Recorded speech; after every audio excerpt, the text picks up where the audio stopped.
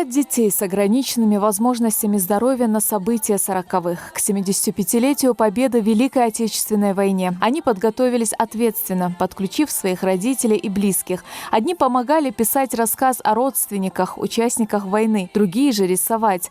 Каждый из этих ребят пытался передать в своих работах боль потерь тех лет. Утром 22 июня 1941 года национальная Германия и ее союзники вторгались в пределы СССР. Началась Великая Отечественная война.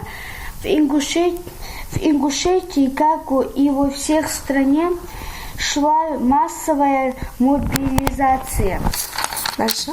Мой прадедушка с маминой стороны Милиев Хадис Татарович был ветераном Великой Отечественной войны. Никто не забыт, ничто не забыто. Хочу написать про дядю моей мамы, то есть брата моего дедушки, о Кодзою Саламане Аббасовиче.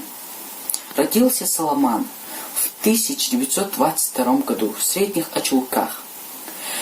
Когда началась Великая Отечественная война, в 1941 году ушел на фронт. Служил в пехоте, был несколько раз ранен, а также был в плену у фашистов. Прошел полвойны. Война разрушила миллионы человеческих судеб, погубила десятки тысяч талантов. И подрастающее поколение должно знать, благодаря кому они живут сегодня под мирным небом и чего это стоило, отмечают родители. Мы, родители, должны воспитать своих детей в том духе патриотизма. Наши дети – это же наше с вами будущее, это ихняя жизнь, это ихняя свобода, чтобы они могли постоять за свою родину, за свою землю. Желаю всего-всего-всего самого прекрасного. И самое главное, желаю, чтобы не было войны, мирного нам всем неба голубого. Для современных школьников Великая Отечественная далекое, покрытое туманом время. Но учитель истории и одновременно инициатор акции Хава Бисаева смогла донести до детей и сформировать представление о тех непростых годах. Дети с большим интересом поддержали эту акцию. Это говорило о их рисунках, о их вопросах, о том, как они подключили своих родителей. Они непрерывно скидывали фотографии, записи.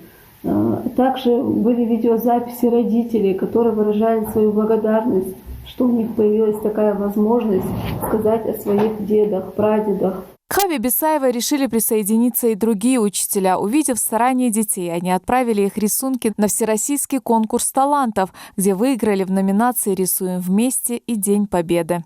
Здесь воспитанники заняли 11 призовых мест. Это 4 первых мест, 4 вторые места и 3 диплома третьи места. Преподавательский состав и родители учащихся детей с ограниченными возможностями здоровья уверены, прививать любовь к родине и развивать в подрастающем поколении чувство патриотизма нужно с ранних лет. И такой экскурс в историю обязателен для любого ребенка. Светлана Томова, Новости 24.